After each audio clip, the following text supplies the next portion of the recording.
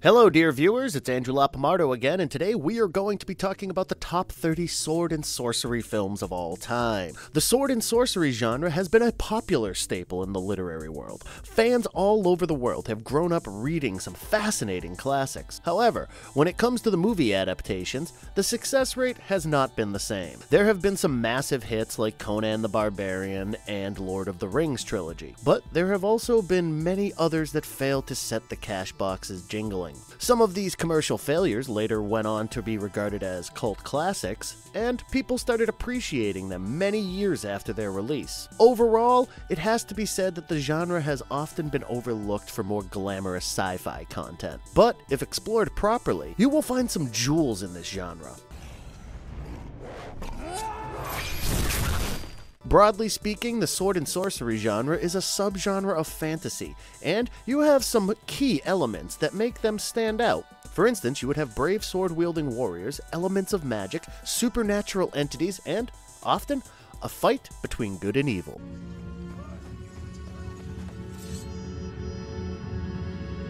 In this video, we have compiled a list of some of the best sword and sorcery flicks that will certainly be worth your time. Before we go into our explanation, we have a very small request.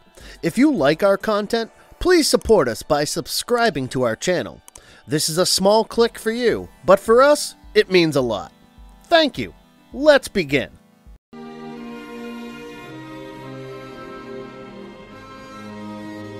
Conan the Barbarian, 1982. Conan the Barbarian has to be one of the stalwarts of the sword and sorcery genre. This timeless classic tells the story of Conan, who saw his parents and his entire village getting slaughtered by a savage warlord and wicked sorcerer, Thulsa Doom. He was only a child back then when he was sent to the slave camps. Over the years, he became a powerful young man and was trained to be a skilled warrior. He spent a few years as a gladiator, and later, he was freed. He set out to avenge the death of his parents, and he is joined by a few companions, including a Chinese wizard and a beautiful thief. His fight against Thulsa Doom takes him to the impenetrable snake cult temple, and in the perilous Mountain of Power. It also coincides with another quest, where he has to rescue Princess Yasmina. His journey to defeat his sworn childhood enemy is simply iconic, and to find out whether he succeeds in his quest or not, you'll have to watch the movie.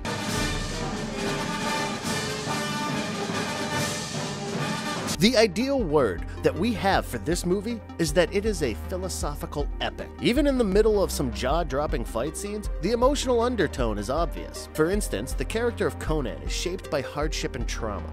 However, it only makes him stronger and more determined. The movie is vivid and visually layered, as you would expect from a Ridley Scott movie. There are some powerful scenes that will give you goosebumps simply because of the emotional and thematic effects that it exudes. In many ways, the narrative is uncompromising and brutal. The story is based on the works of Robert E. Howard, a man hailed as the father of the sword and sorcery genre. The whole compiled story not only captures the spirit of Conan, but it also instills a sense of thrill in the viewer. You will be amazed by his humanity, mercy, and honor, and Arnold Schwarzenegger deserves all the credit for his unforgettable performance as the hulking Conan set to avenge the wrongs that he has had to suffer. It is certainly one of his best works, and the meaningful dialogues add a lot of value to his character. His chemistry with Sandal Bergman is adorable, and she rightly received a Golden Globe Award for this performance. You will get to enjoy some stunning sword fights, and there are plenty of nail-biting moments to keep you glued to your seats. Overall, this is a dream come true for the fantasy flick enthusiast,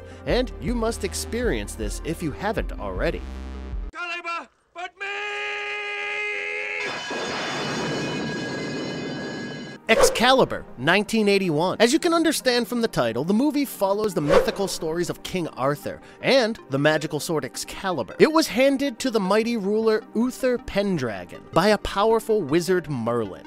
However, the sword that was meant to bring peace soon became a cause for violence. Uther's lust got the better of him, and while dying, he plunged it into a stone with some spells, such that only someone worthy would wield it someday. It was said that the man who could pull it from the stone would be the King of England, Arthur was Uther's illegitimate son, and he managed to draw the Excalibur, and thus became the king. He must bring back peace and prosperity to the kingdom, but he has a task at hand. His evil half-sister Morgana has plans to plunge the kingdom into further violence. King Arthur must find a way to defeat the dark forces, and the powers of his magical sword will certainly come in handy in this quest to do so.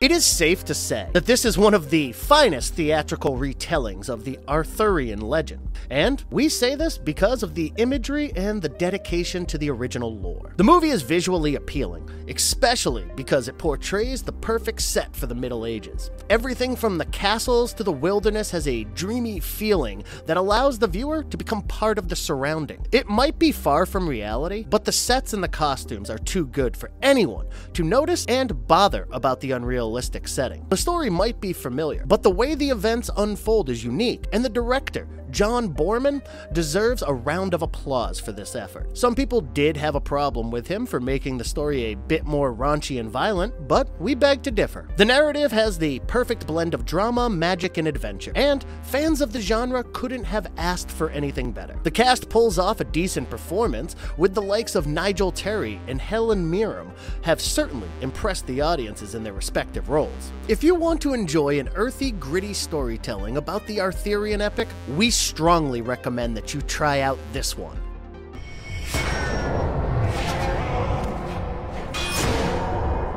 300, 2006. The Battle of Thermopylae is regarded as one of the most heroic last stands in the history of warfare. A force of only 300 fought an invading army that severely outnumbered the defenders, and this movie tells you the story of these brave hearts. The Persian king Xerxes was leading his men to conquer several Hellenic city-states. Now he was at the doorstep of Athens and Sparta. The Spartan king chose to sacrifice himself for the well-being of his land and formed an army of 300 Spartan soldiers to defend the narrow passage of Thermopylae. They are helped by 700 Thespians, who are tasked with the protection of the flank. However, their enemy comprises of tens of thousands of battle-hardened warriors. And this is all but a suicide mission. It will help the Greek forces to prepare for a full-blown invasion, and the only advantage that the brave soldiers have over the magnificent counterparts is that the narrow canyon would not allow the Persians to take advantage of their superior numbers. Watch the battle unfold as the Spartans choose to fight against impossible odds.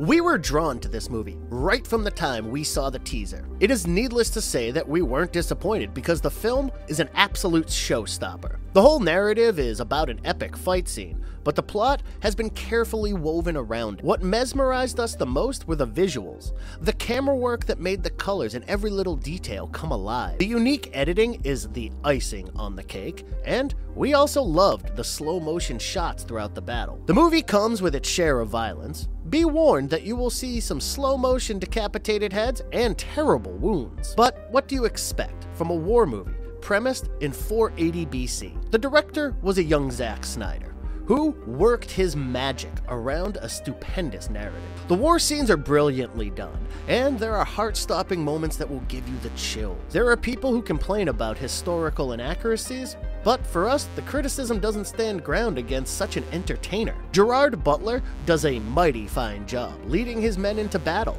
and the other actors are equally impressive. It would be a criminal offense if we didn't recommend you this gem of a movie.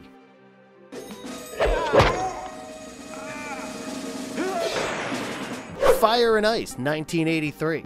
The evil Ice Lord Necron and his mother, the evil Queen Juliana, sends a wave of glaciers in all directions. They seek to rule over the world, and they succeed in pushing humans near the equator. King Geralt is a kind and just ruler in Firekeep, and Necron wants him to surrender before him. Meanwhile, his daughter, Princess Tigra, is kidnapped so that Necron can take her as his bride and produce an heir. She manages to escape and meets a warrior named Larn, whose entire village has fallen prey to the marauding glacier. He decides to escort her to Firekeep, but she is kidnapped once again. This time, Larn travels to Icepack, a stronghold of Necron, to free Tigra. He is accompanied by the mysterious Dark Wolf, and they begin a daring search for the princess. Who will win in this tense battle between good and evil? If you are acquainted with the works of Ralph Bakshi, you know that he was a cultural renegade in animation. He came up with the content that you wouldn't find anywhere else, and Fire and Ice is one more example of his fine work. Fire and Ice is his return to his fave genre, sword and sorcery. And the beautiful animation in this movie will leave you spellbound. It is probably one of the best works in retrospecting. And visually, the makers could do no better. The plot is fairly simple, and yet it has the power to engage the viewer. You will get to see the conventional characters in sword and sorcery films. There is a gallant warrior in Larn, the diva and the princess, and the stereotypical villain. Yes, the story is riddled with cliches, but that doesn't ruin the experience. The action scenes are superb and well handled, the narrative never skips on the suspense, and the climactic battle will leave you mightily impressed. Fire and Ice may not be Ralph Bakshi's most acclaimed work, but it is still a fine specimen of 80s nostalgia regarding this genre.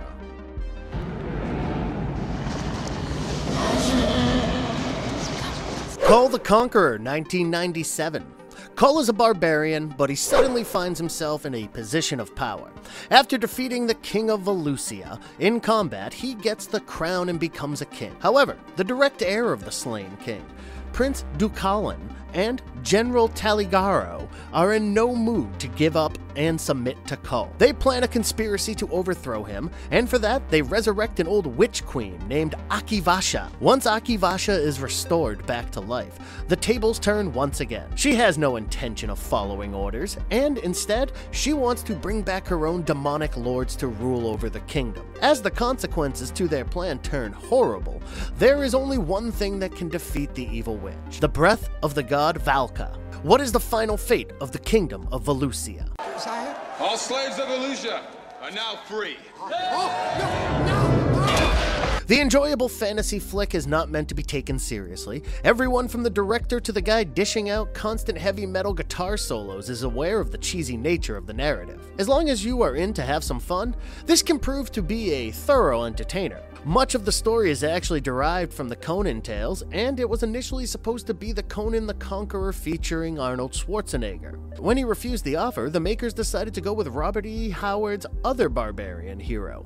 Besides doing all the right things to entertain the audiences, the movie also features some amazing locations and sets. They give the right kind of fantasy feel to the whole thing, and even the fight sequences are well choreographed. Special effects don't look very real, but they still seem decent enough. We would have loved it if the movie came without its PG-13 rating, which most likely ended any possibility of some gruesome moments and graphic violence. That could have made things better than they already were. As for the cast, they deliver a somewhat mediocre performance, with the likes of Kevin Sorbo and Tia Carrera being just about average. This is not some unforgettable experience, but it's certainly a movie that will make sure that you have a good time.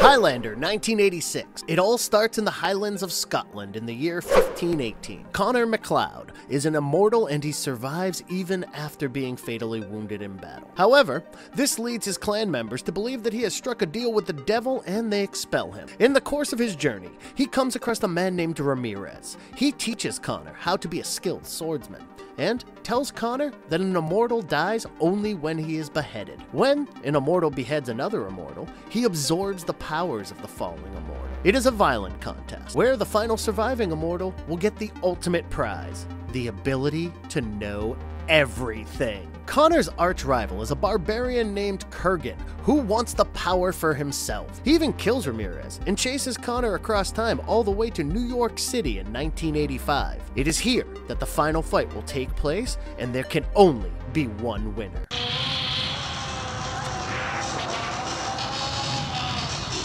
This is one of those classic examples of what we said earlier.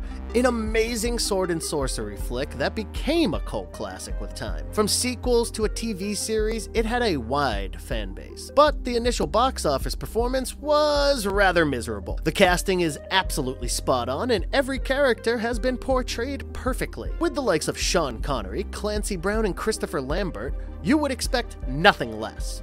Another silver lining in this movie is the exceptional screenplay. It plays a perfect companion to the well-knit script, and you cannot help but get drawn towards the narrative. Flashback movies are not the easiest tricks to pull off, but the director seems to have no problem with that. In many ways, this movie was an experimental effort. They managed to put in a unique editing style and integrated modern songs beautifully in the mix of things. You simply cannot miss the soundtrack. Who Wants to Live Forever by Queen. The special effects are nicely done, and it makes the intense fights all the more exciting. Even with a few minor flaws, this movie remains one of the classics of the 80s, and one that deserves all your time.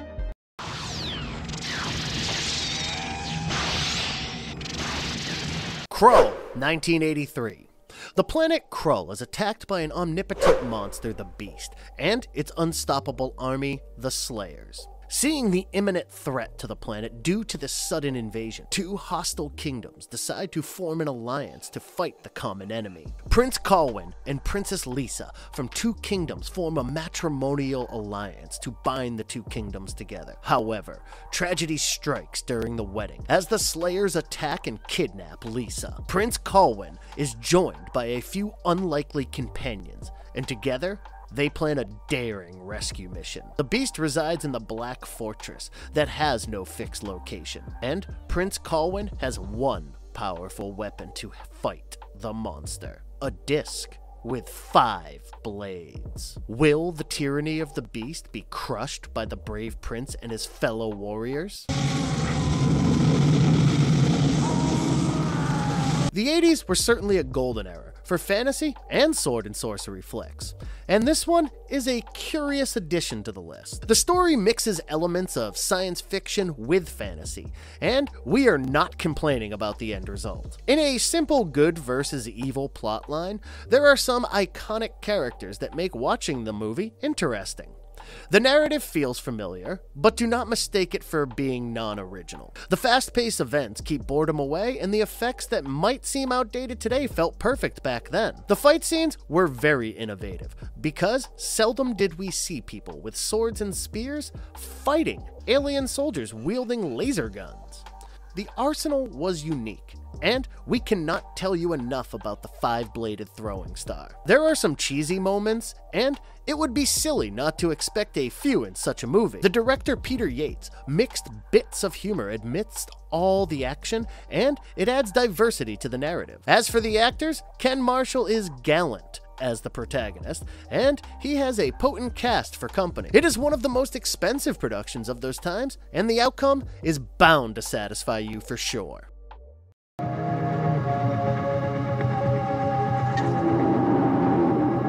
The Barbarians, 1987. Two brothers, Kutchek and Gore, watched their peaceful tribe being attacked by an evil tyrant named Ator. He was after a magic ruby that the queen of the tribe possessed, but she managed to hide it from him. However, he took the brothers as slaves and even kept the queen as his captive. The brothers grew up away from each other, but both grew into freakishly strong adults. Ator set them up to fight against each other in the arena, but after they recognized each other, they fled the fortress. They find some of their old tribe mates, and the two brothers are determined to get their revenge. Ator is incredibly powerful, and he has some secret powers up his sleeve that makes defeating him almost impossible. Will the brothers be able to win against all odds?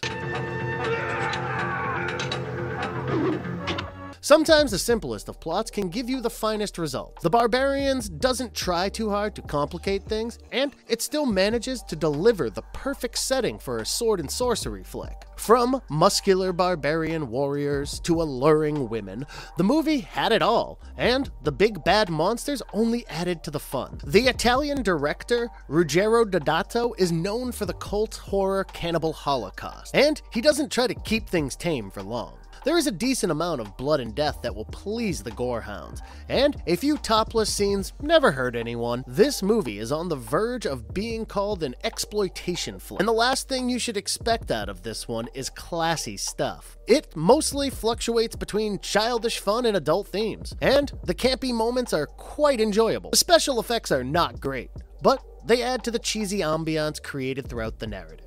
The acting is mediocre, to put it politely, and the only reason that we keep saying this movie is awesome is because it serves as good old-fashioned mindless fun. This is not Conan or Excalibur, but the Barbarians go well with a couple of beers as a guilty pleasure.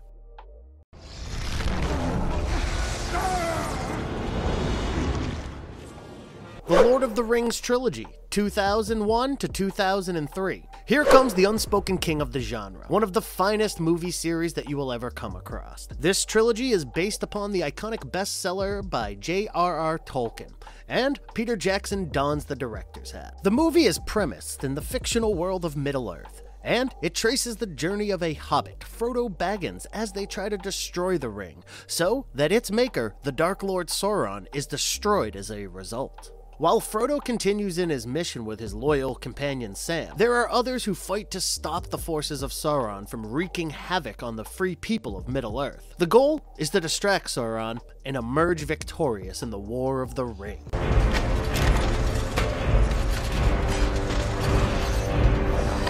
The trilogy comprises 3 films: The Fellowship of the Ring, The Two Towers, and The Return of the King. They have been hailed as one of the most influential film series ever, and we don't think that that remark is an exaggeration. Besides being a massive hit, the trilogy developed a cult following, and fans still love these critically acclaimed movies. We have loved just about everything about this movie. The characters, the locations, the costumes, and even the musical score was perfectly prepared to suit the narrative. The special effects were out of this world, and it is amazing how a little vision can create a masterpiece. As for the characters, you will end up falling for some of the adorable ones, and their journey will become yours. Some people have dubbed the books to be a tad slow-paced, although we beg to differ. Nevertheless, the movie has no such problems, and you will enjoy an action-packed, thrilling adventure filled with magic, fights, and a few unforgettable moments in cinematic history.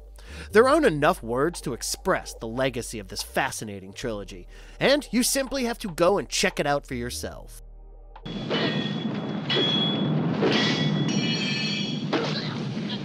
Red Sonja, 1985.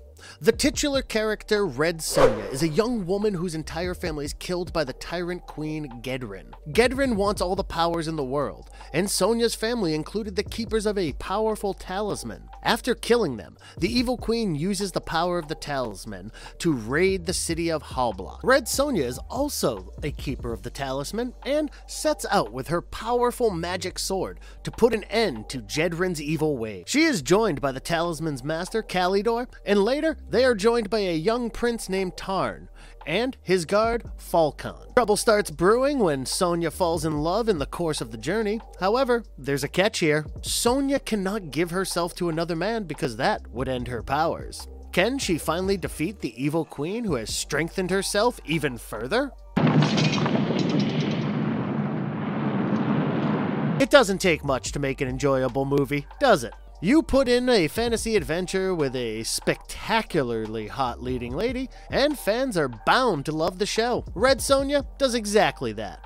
They have the smoking hot Brigitte Nielsen as the female lead, and they also have a gripping story with plenty of action. Oh, and there's also the presence of the great Arnold Schwarzenegger, who plays the role of Kalidor. The fans of the genre couldn't have asked for more, and every time the movie slacks a bit, the revealing attire of Red Sonja makes up for the flaws. Jokes apart, there are plenty of positives in this film. Besides the perfectly sculpted Brigitte Nielsen, even though it lacks the fancy CGI stuff, the set pieces work really well to pull off the portrayal. The cinematography might not be up to Conan's level, but it still does a pretty decent job. There are a few comical moments amidst the intense fights, and the only thing that we found lacking was the attention to detail. There were little goofs here and there that messed up the continuity a bit. Overall, the adventure saga, inspired by Robert E. Howard's creation, has enough content to bring you a spicy combination that would be the perfect stress buster.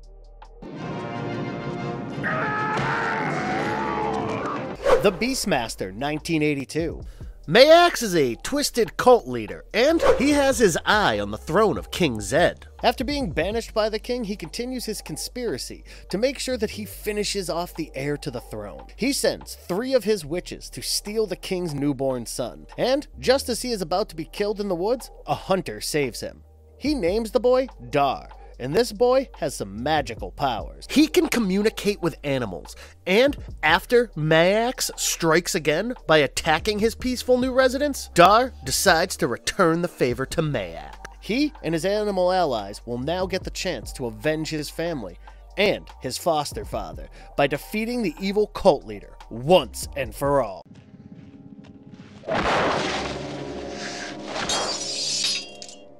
This fun fantasy flick is a mighty fine B-movie that trends in the sword and sorcery territory. There are people who criticize the movie for all the wrong reasons.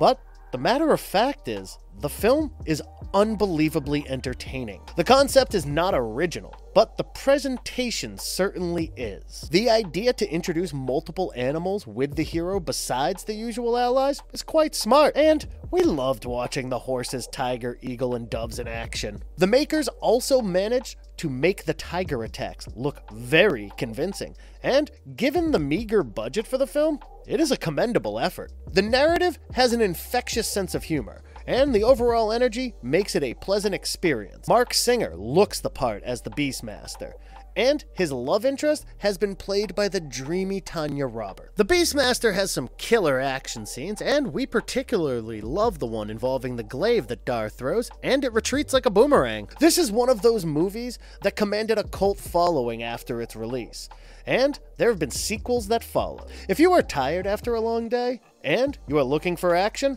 excitement, and loads of fun, look no further.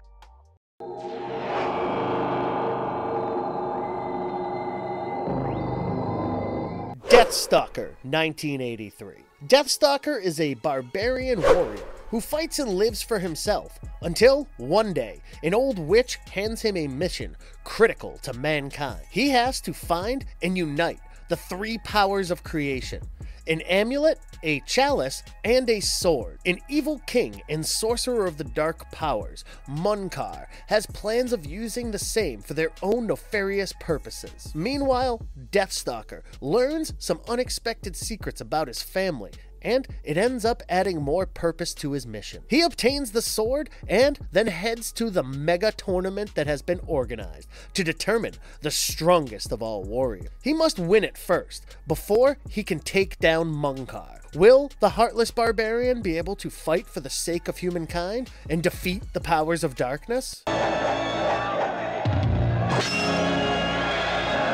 Low-budget fantasy flicks during the 80s are bound to be a certain way, and Deathstalker doesn't try to be much of an exception to that stereotype. It is an out-and-out entertainer which lacks the finesse of classics like Conan the Barbarian. This movie is absolutely gratuitous, and you will see decapitated heads flying all over the place. There is tons of nudity and some very explicit scenes of mud wrestling with hot ladies. If we had $1 for every time someone shed their clothes, we would be making some serious money. The plot is simple, and so are the characters. For instance, the hero is gallant, the villains are vile, and the women are drop-dead gorgeous. The narrative has all the cliches that you see in such fantasy flicks. From wizards and princesses to magical artifacts, there is everything to please the fans of this genre. Richard Hill stars as the protagonist, and he seems to be in the right shoes with his oiled-up, bulky physique. He has stunned the fans with some hardcore fight scenes, and the one between Deathstalker and Munkar's brother is worth watching again and again. Lorna Clarkson as one of the female leads will make your worst day better. Overall, Deathstalker is unapologetically funny, and the perfect movie to watch with your buddies over a couple of beers.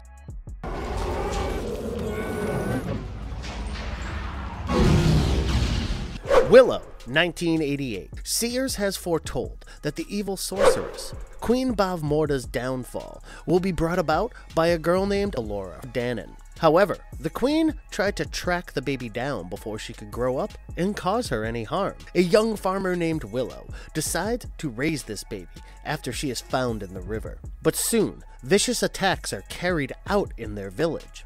Willow consults the wizard, High Aldwin, who assigns him a few tasks. He sets out to protect Allura from Queen Bavmorda, her demented daughter, Sonja, and the commander of her army. She must be taken to the sorceress, Fin Raziel, who would then raise her. The queen wants to get a hold of Allura so that she can sacrifice her in a ritual and nullify the prophecy. Willow is joined by some unlikely allies, but they still have a mission to complete against impossible odds.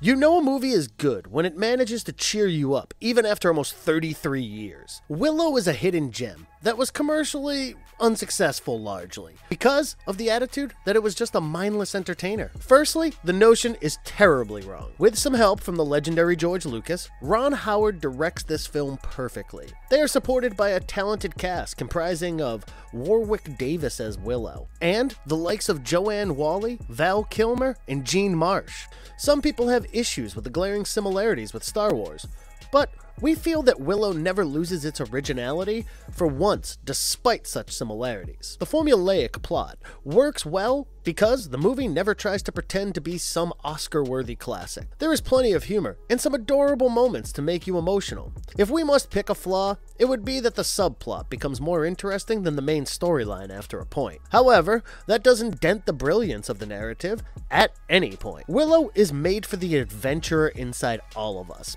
and if you want to call out to that inner you, take time out to watch this masterpiece.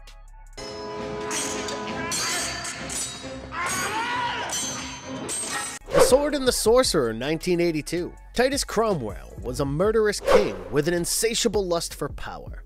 He awakened the demonic necromancer, Seja of Delos, to dethrone King Richard. He enslaved his daughter and exiled his son Talon.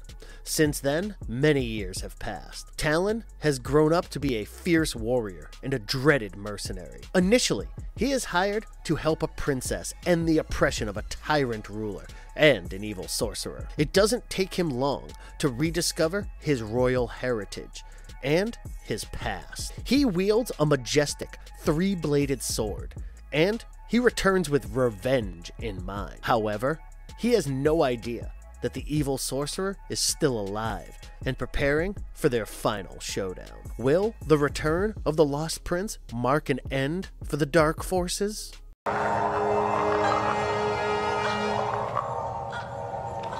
The movie was released by the same studio that released Conan the Barbarian, and even the timing was the same. This was part of the flurry of sword and sorcery flicks that were making their way into the theaters, and this one is a perfect guilty pleasure. The campy level is unquestionable, and violence is the highlight of the narrative. Blood and guts flow freely, and it has all the elements that make such B-movies so much fun. The script doesn't have much of a role, and the story is as simple as it gets. By now, you have understood the commonality when it comes to brave warriors seeking revenge in this genre. However, the makers put in a lot of effort with the set design and props, and they reflect in some of the scenes. You will get to witness some adrenaline-pumping sword fights, and the makeup game is absolutely on point. The fast-moving story wastes no time in getting straight to the point, and the movie depends a lot on the events than the special effects. It gets better with some electrifying performances from the likes of Richard Lynch and Lee Hornsley. Some might call it a movie ahead of its time, and others might term it as trash. We would recommend you to watch this one before forming your opinion.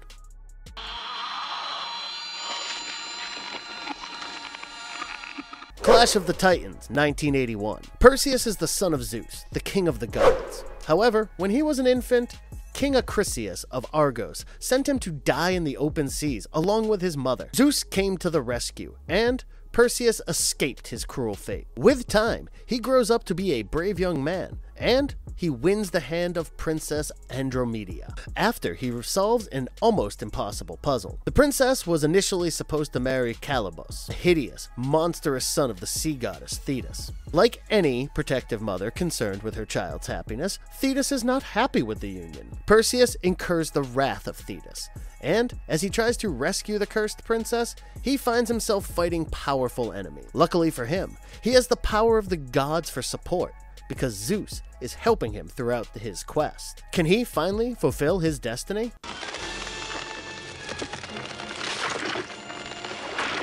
Fans of the fantasy genre are no stranger to the magical works of Ray Harryhausen. This movie is another example of his masterful work, and this is easily one of the best Greek mythological adaptations. Yes, there are some mythological inaccuracies as well, but you would excuse that in the face of some exciting storytelling. So, without going into what they did wrong, let's focus on the good stuff.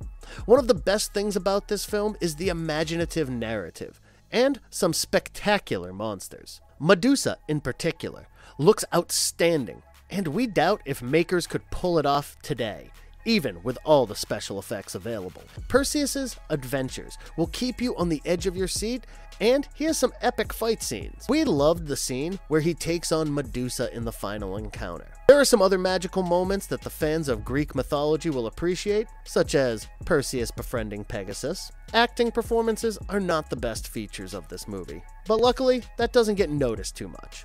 In a nutshell, we will say that despite some negative criticism, this is an excellent fantasy flick that will take your mind off the monotony of reality for a while.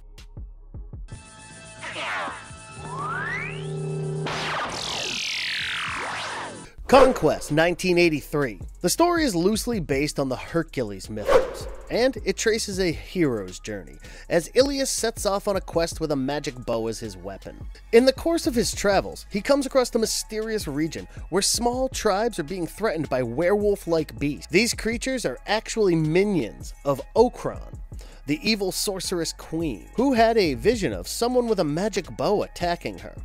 She sent the werewolf-like creatures to find Ilias, but a man named Mace, a nomadic outlaw, protects him. They get together to rid the land of the evil forces of Okron. She wants to eliminate any threat to her rank, and also has plans of using the magic bow for her evil purposes. Can the two men fight all the beasts and dark forces in this mysterious land?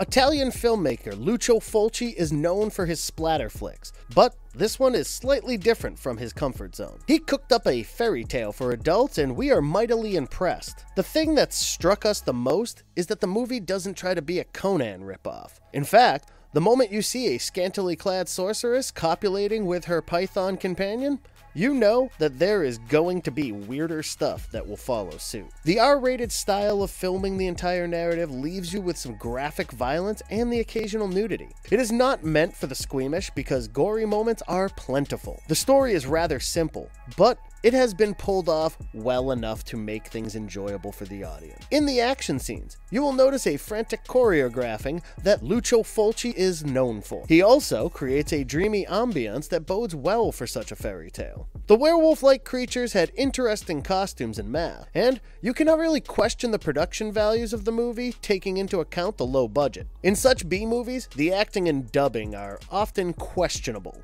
but that was not the case with Conquest. This was never meant to be analyzed critically, and if you want to watch it with an open mind, we can promise you loads of fun.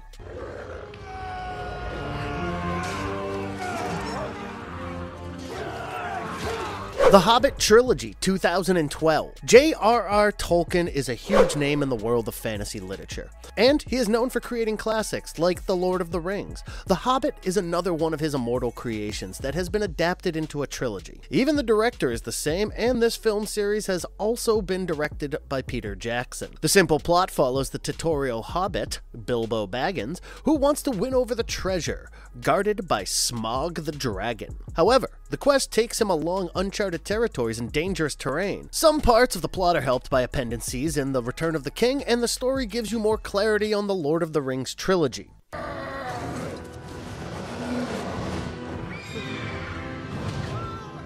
Comparisons are a reality of life, and it is not surprising that people often compare this trilogy with Lord of the Rings trilogy, even though that is grossly unfair.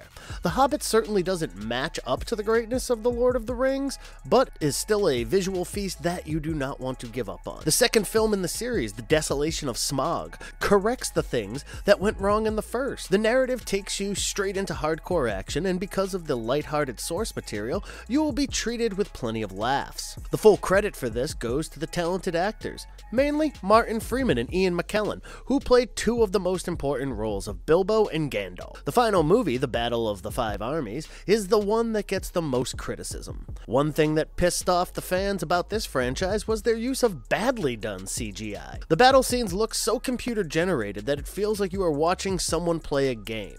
Many weren't happy with the quality of the script that was used in the third final movie. Maybe it wasn't wise to drag a single book into 3 elaborate movies. The series deserved to end on a better note, but it will still be considered as one of the best in the sword and sorcery genre.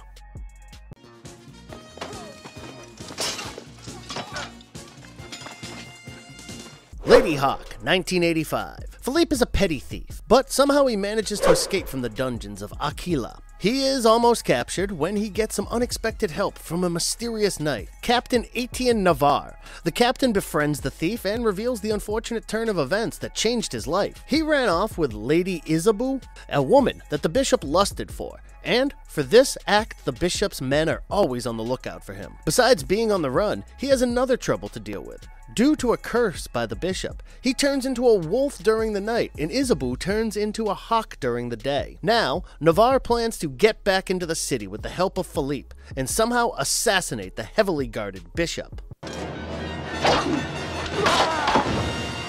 Lady Hawke has a surprisingly stirring story that is appealing even today. The beautifully crafted fantasy romance has a wonderful combination of action, love, humor, and beautiful visuals. Religion has been shown both in positive and negative light, and there is a bit of a philosophical touch in the narrative at times. The casting of this movie is spot on, with the gallant Rutger Hauer and the gorgeous Michelle Pfeiffer playing the lead roles. Matthew Broderick as Philippe steals the show with his comic timing, and his presence adds a human touch to the magical narrative. The story is quite intriguing. A cursed love that wishes to break free. The director, Richard Donner, is absolutely flawless with the execution, and you can tell that everyone in the cast and crew gave it their all in the making process of the film. The lack of CGI adds to visual appeal of this movie and gives it a pure look that many fans will appreciate. Many of the scenes have been filmed in Italy, and the overall production leaves nothing to complain about. The film was nominated for 2 Academy Awards for Best Sound Editing and Sound Mixing category,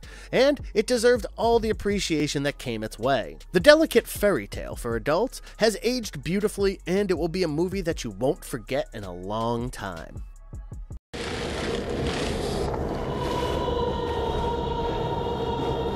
Legend, 1985. This is an intriguing magical adventure that features everything from elves to demons and other creatures. A demon wishes to bring about absolute darkness, or eternal night. For this, it has to destroy the last living unicorn. The demon also wants to marry a fairy princess, and the only opposition that he has is from the forest boy Jack. Jack and his group of friends are going to try everything in their capacity to save the world. They will also try to rescue Princess Lily from captivity and put an end to this evil monster once and for all.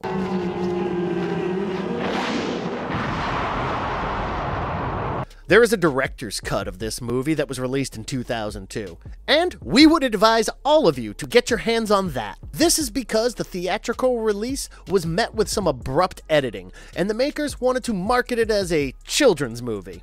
That was a genius idea. The brilliance of this movie lies in the fact that it doesn't, for once, look like it is over 30 years old. Ridley Scott has worked his magic around every scene, and the cast has supported him immensely with some fine acting performances. A young Tom Cruise is flamboyant and charming as ever as the hero, and Tim Curry? I mean, hell, do I have to really say it? But he was terrific as the Lord of Darkness. A special effort was made to perfect his voice and costume, and the results are there for all to see. Legend never had any issue with the budget, and this ensured some extravagant sets that thrived on high production value. The sets, the costumes, and even the indoor setups were top-notch, and it added to the visual appeal of the movie. Tangerine Dream's score for the movie does well to capture the overall mood of the narrative, and for us, it definitely prevailed over Jerry Goldsmith's score, even though both were good in their own right. Ridley Scott, one of the best mainstream directors of our time, surely knows how to create an immersive experience for the audience, and he does so here as well. It takes something special to enjoy the artistry of this classic, so make sure that you handle this one with care.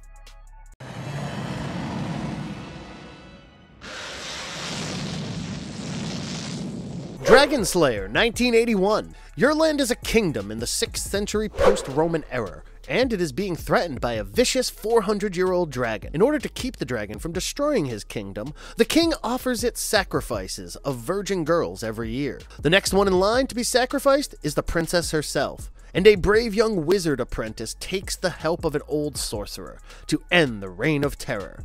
However, defeating the mighty beast might require the ultimate sacrifice.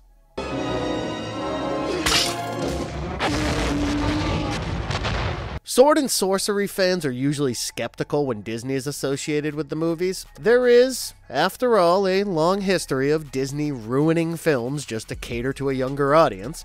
However, Dragon Slayer is a genuine effort to stay away from their bad reputation, and we get a thought-provoking presentation. The production values are understandably high, and these result in some brilliant special effects. Beside the visual appeal, the movie also shines when it comes to some hidden implications through the storytelling. It exposes the hypocrisy of power holders, and also touches upon the philosophies of religion for a while. The story does not stereotype magicians and pagans as evil, and the line between good and bad has been treaded carefully. It is a family movie, but the narrative is quite straightforward. For a PG rating, the film has enough graphic violence to keep the action lovers interested. A movie featuring a dragon is always under scrutiny for the portrayal of the monster, and Dragon Slayer comes out with flying colors. The dragon is one of the best you will see on screen, and the absence of CGI comes as a blessing. We also loved the acting performances, especially from veteran actor Sir Ralph Richardson as the old wizard. There are some unexpected twists in the plot, and we were absolutely bowled over by the climax. The universe within me. I am Masters of the Universe, 1987. The Dark Lord Skeletor has taken over Castle Grayskull on the planet Eternia. Using Evil Lyn to lure a locksmith, they used his invention, the Cosmic Key, to open the gates of the castle. They take the sorceress prisoner, and Skeletor wants to use her powers to become the master of the universe. He-Man and his allies, Man-at-Arms, Teela, and the Locksmith, try to free the sorceress, but they fail. They end up on Earth with the Cosmic Key and realize that the Cosmic Key can take them to any place in the galaxy. Skeletor sends his minions along with Evil Lyn to hunt them down and seize the Cosmic Key. Back on Earth, Julie and her boyfriend Kevin discover the key, and they have no idea that their planet is soon to become a deadly battleground between the good and the evil. Can He-Man and his men defeat the mighty Skeletor?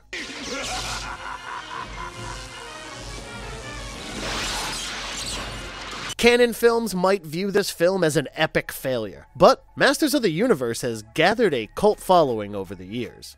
Make no mistake, this is no more than a low-budget sci-fi drama with loads of cheesy moments. The fans of the cartoon series complained about a lot of characters missing out, but if you are willing to forgive that, you have an entertainer on your hands. The casting of Dolph Lundgren as He-Man is just perfect. With his ripping muscles and towering stature, he looks every bit as the Great Warrior. Frank Langella as Skeletor and Meg Foster as Evil Lyn are also impressive, and the acting performances do not suffer in this low-budget effort. The director, Gary Goddard, deserves some appreciation for what he managed to pull off with such a little budget. It was almost a forced move to get the characters on Earth, because that allows filming without superficial sets that cost a bomb. The costumes and makeup could have been a lot better, but once again, considering the budget constraints, they still do a decent job. The movie never tried to replicate the cartoon and merely wanted to capture its essence. The narrative is packed with action, and these scenes will not disappoint you. Don't go in expecting a classic, and you will be pleasantly surprised with what this film has to offer.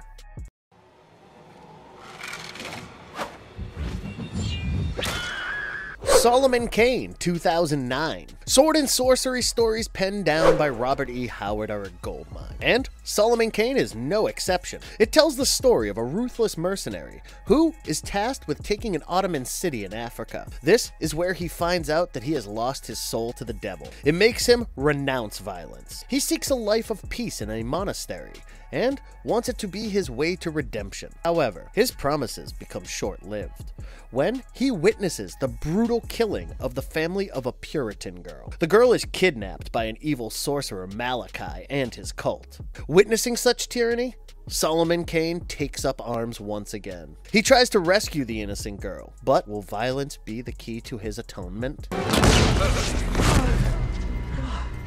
I am the only devil here. This excellent dark adventure is simply a good old-fashioned sword and sorcery flick. The character of Solomon Kane has been around for ages, and this movie does justice to the character. He is not your regular altruistic hero at first, but his transformation is beyond words. The director finds ways to portray his change of heart, and despite not borrowing from any particular Solomon Kane story, he is able to bring out the essence of this lethal swordsman. The dialogues are intelligent, and the religious and political references are hard to miss. We rarely say that a slow-paced film is interesting, but this one is one of those rare instances. The slow pacing allows the director to focus on Kane's personality and character, and helps set the mood for the audience. The movie did not have a huge budget, but the makers hid that well with some decent effects, makeup, and overall production values. The acting is not freakishly good, but James Purefoy does a great job as the protagonist. We fell in love with the locations, and the medieval theme of the movie is enhanced due to such selections. Solomon Kane does come with its fair share of flaws.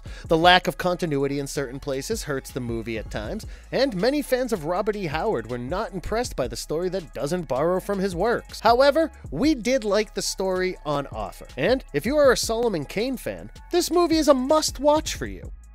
Catch this.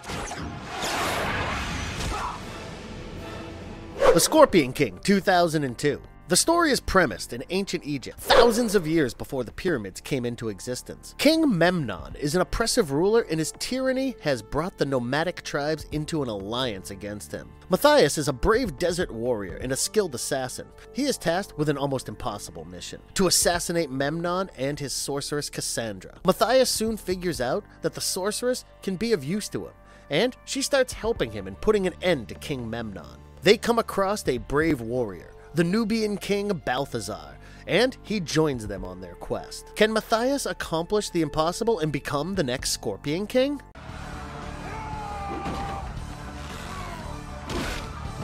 The Scorpion King might have a million flaws, but nothing takes away from the fact that it is so darn entertaining. It does not have a very convincing plot, and the story is certainly not in line with the other portrayals of the Scorpion King in movies. Matthias is shown to be much more heroic than what he was shown in the movie The Mummy Returns. The rehashed story only works because of Dwayne Johnson, and the director's multiple efforts to show him off as a powerful assassin. Dwayne Johnson takes to the role of a warrior like a fish to water, and even his supporting cast delivers decent performances. Back in the day, Dwayne Johnson charged a whopping $5.5 million for the role, and it was the highest for a first-time lead. The campy factor is obvious throughout the movie, but there are also some breathtaking action sequences. There is enough violence and catchy one-liners to keep the audience interested. And Chuck Russell shows his skill as a director in this minimal story film. We loved the comic relief from time to time, and Kelly Hu as the gorgeous sorceress was quite a temptation to skip over. Some fans have dubbed this movie as Conan in the Desert, and we have to say they are not entirely wrong. Conan was a thorough entertainer, and so is this one. Barbarian Queen, 1985. The story is premised during the days of the Roman Empire. An oppressive ruler is on the throne and conducts violent raids in various regions. During one such attack by the troops, a village is attacked and everyone is killed or taken as slaves. Amathea, who was supposed to get married that day, is one of the survivors along with two other women. Her sister has been kidnapped by the forces, and she now takes up a daring mission to free her sister and the other people taken as slaves. Her fight against oppression finds more support when she arrives at the city of the evil king Arakur. The trio of barbarian warriors is joined by the local underground, and they want vengeance against the notorious ruler. Can they infiltrate the impenetrable castle and bring the king to justice? Barbarian Queen is dedicated for the peace of your eyes and soul. You must be thinking that the story is something that you have heard so many times before. Well, it does not matter, because the leading ladies will compensate for any shortcomings in the film. Amathea is played by the stunning Lana Clarkson. And trust us when we say that you will not be able to take your eyes off her. She has 2 other women warriors for company, and their rebellion, at times, seems to take a back seat as the focus remains on their minuscule clothing. There are some exciting action scenes as well, and the no-holds-barred style of fighting will attract the gorehound. You will witness some explicit scenes, such as the one in the torture chamber. There is not much in terms of critical analysis, and the lack of continuity is laugh-worthy. It is simply an addition to the exploitative, campy stuff during the 80s. One thing that adds value to this film is the rousing score by James Horner and Chris Young. If the idea of scantily clad barbarian warrior girls fighting a righteous rebellion appeals to you, this one should be a delightful watch.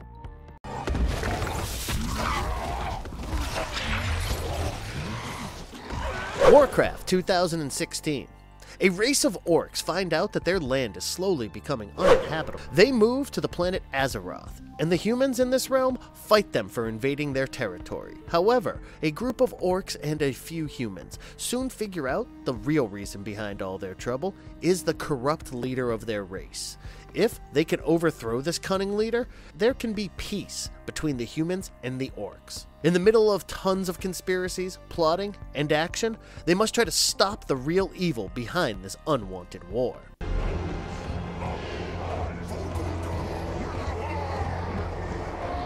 Those who have played the popular game of Warcraft are quite familiar with the story. The gamers, and even the ones who have never played the game, were amazed at how exciting the narrative was. Video game movies are often known to be notorious flops, but this one breaks the curse. We did not expect much when we first heard about this film, but we were left scratching our heads with the terrific end result.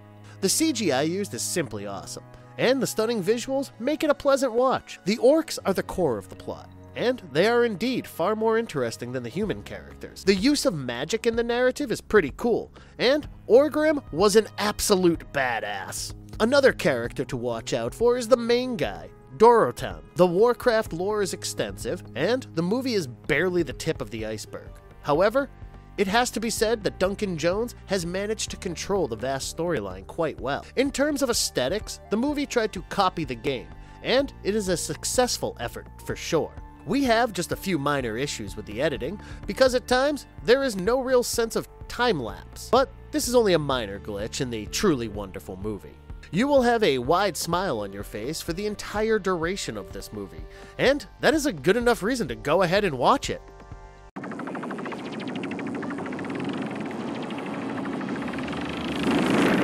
Amazons, 1986. The Sword of Izundati has been lost for centuries, and this magical sword has unlimited powers. It is the only way to defeat the dark forces of Kalunga and his demonic sidekicks. The city of Embisi is attacked by the forces of Kalunga, and an Amazon warrior, Queen Dela, manages to survive the onslaught. She is determined to possess the Sword of Izundati.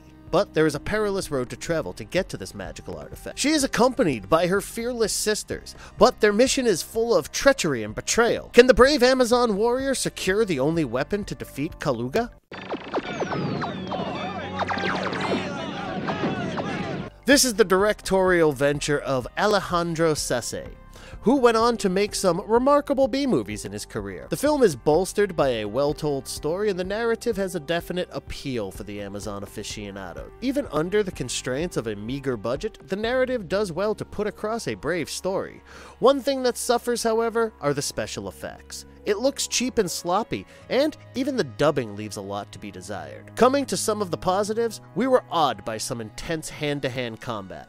The cast, especially Mindy Miller, as the protagonist, does not disappoint. The smoking hot ladies are a sight for sore eyes, and their ample exposure teams up well with the action-packed content. We would have loved a few more surprises in the story because the theme is somewhat predictable. You know that the ladies will overcome all odds, and it is just a patient waiting game aided by some stripping and teasing. The sword fights could have been better choreographed, but there is an overall theme of adventure in the narrative that allows you to excuse such flaws. Do not go in expecting a miracle or some sword and sorcery classic. This is good enough to enjoy over a couple of beers and forget the next day. Yes!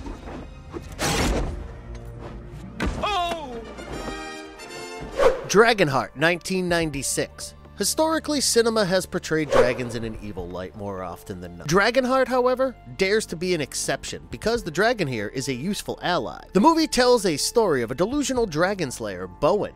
After encountering the dragon named Draco, they travel together and put up an act. Bowen pretends to kill Draco and save the town from its threat, and this act helps them collect the rewards for his heroics. However, things get real when the duo is faced with a genuine mission. King Enon has turned evil, and the source of his powers is surprisingly Draco himself, who had healed the king after he was wounded in a battle. Now, he is partially immortal, and Bowen and Draco must find a way to stop him.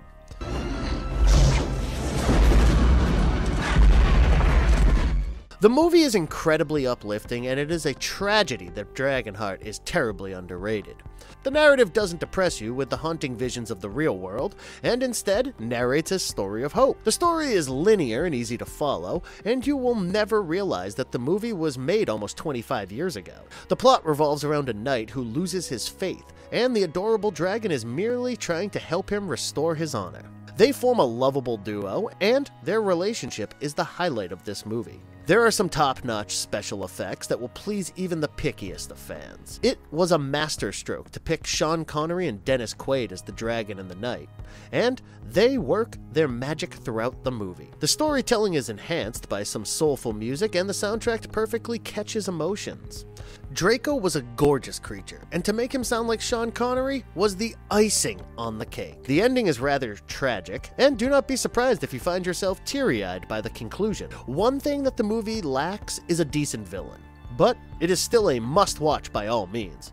If you love dragons and want to witness an inspiring movie unfold before you, DragonHeart is just the one you need.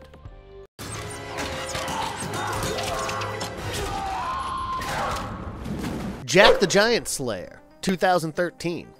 Young Jack is sent to the market by his uncle to sell their horse and buy some thatch for their tattered roof. Jack comes across Princess Isabel and even rescues her from thugs. It turns out that the princess was trying to run away because her father was marrying her off to one of his advisors. A monk hands Jack a bag of beans in return for his horse and advises him to never get them wet. When Jack returns home with the pouch of beans, his uncle is furious and throws the beans on the floor. One of them slips through the cracks, and when it rains that night, the beans grow into a giant stalk that goes up into the skies. Unfortunately, Princess Isabel had come to meet Jack, and she is pulled up with the growing stalk. Jack sets off with the king's soldiers, and soon he finds himself in a world where giants exist. To make matters worse, the king's advisor who accompanied them has something else in mind.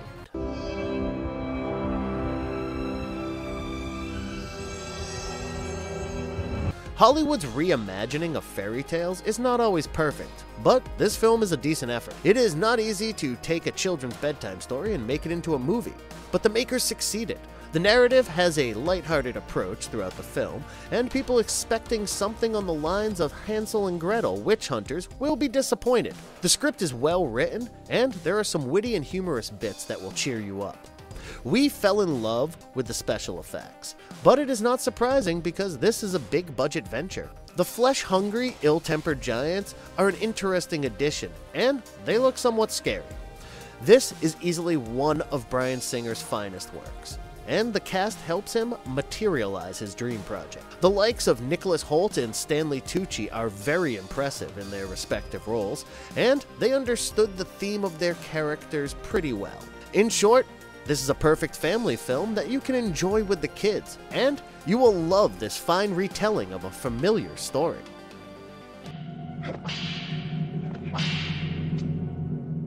Ator, 1982. When Ator is born with a birthmark, it signifies a prophecy that he will someday be the cause for the downfall of the spider cult. This oppressive cult currently rules over the land, and the leader of the cult gets news about this prophecy. The leader, the high priest of the Ancient One, tries to have the baby killed, but he is taken far away and raised by a couple.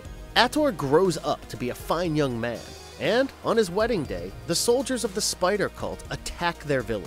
They take away Ator's new bride along with many other women. Ator goes after the attackers, and during his journey, he comes across a brave warrior. After a long and perilous journey, he is finally face to face with the Ancient One itself, and only time will tell if the prophecy will come true. We would be sugarcoating things if we said that Ator is a fine work of art. It is simply meant to be the cheesy and campy kind of fun that you require after a hard day at work. The miserable quality of acting, the excessive use of pyrotechnics, and the absurd plot all point to one direction: guilty pleasure. You have a villain who wouldn't be able to scare a baby, and the effects are laughable. The first thing that you have to understand before you start watching this film is that it never tries to be something like Conan. The makers do not take it seriously, and neither should you. There are some hilarious plot angles, such as the one where Ator falls in love with his sister and learns that she is not his real sister. This Italian sword and sorcery flick is blessed by the presence of Sabrina Ciano, and the sight of this sensuous diva will make it worth your time. If you know the art of enjoying films that are so bad that they are good, Ator should be on your radar.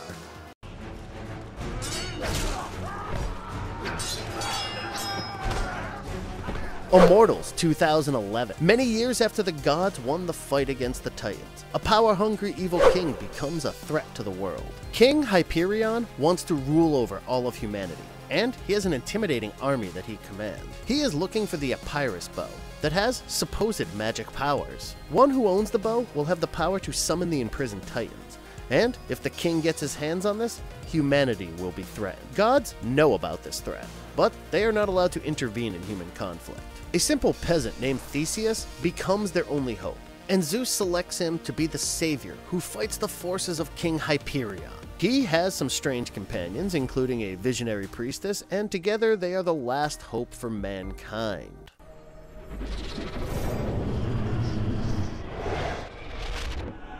It is extremely challenging to adapt something from Greek mythology, but the movie takes up the challenge and emerges fairly victorious. Yes, there are some factual inaccuracies in the narrative, but you wouldn't mind them given the entertaining storytelling. One of the first things that you will notice about this film is the astounding visuals. The CGI may be a bit over the top at times, but it is still a job well done. We also loved the fight scenes because of the tight choreography. They are slightly duplicated from 300. As for the cast, Henry Cavill makes for a gallant hero. Mickey Rourke steals the show as the maniacal villain, and the other members of the cast seem to be up to the task as well. There has been adequate attention to detail, and every little thing from the backgrounds to the environment has been perfected.